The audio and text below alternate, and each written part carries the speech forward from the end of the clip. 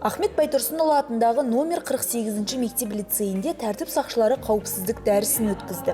Балалар жылы аясында ұйымдастырылған жоба қызықты каникул, қауіпсіз каникул деп аталды.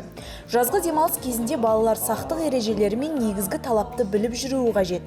Кездесуде жол ережесін, қауіпсіздікті сақтау дағдыларына қатысты бейнероликтер көрсетілді. Жолда жүру ережелерін пысықтап, апаттың алдын алу үшін қызықты деректер келтірілді. Үзінділерді көрсетіп, балаларға көбірек сабақ өте пайдалы, себебі өз баламның ғана мысал келтірсем, көшеде жүрген кезде осындай мектепке полиция қызметкері келіп бізге осындай сабақ өтті деп сол миында көп қалып қояды.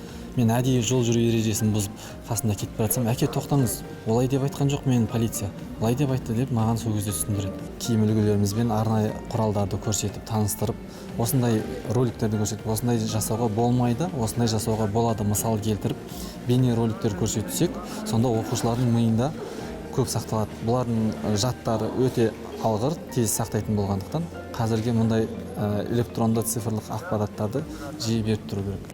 Ішкі істер министрлігі әкімшілік полиция комитетінің маманы 4-ші сынып оқушыларына қауіпсіздікті қамтамасыз ету, бейтаныс адамдармен байланыс орнатпау жөнінде кеңес берді. Еркін форматта өткен дәрісте оқушылар да ойларында жүрген сауалдарын қойып, шараға белсенді араласты. Мұғалімдердің пікірінше бұл кездесу ерекше өтті. Бүгінгі дәрістен мен көп мағлұмат алдым. Мысалы, мен машинаның артқы жағымен өтуді қауіпті екенін түсіндім. Және велосипедтен түсіп, пешеходтан өту керектігін түсіндім. Полиция апай бізге осылай түсіндіріп айтты. Далада бір бөтен адам сөйлеуге тартса сөйлеспей қайту керек. Үйде жалғыз қалсан бөтен адамдарға ашпау керек. Егер сондай жағдай болып жатса, біреу тиісіп жатса, біз 102-ге хабарласу керекпіз. Мен осы сабақтан көп керек ақпарат алдым. Әр істің өз маманы түсіндіру керек деп ойлаймын. Біз мұғалімдер, ата-аналар өз жағымыздан оқушыларға әрдайым қауіпсіздік ережелерін түсіндіріп, таныстырып жатамыз.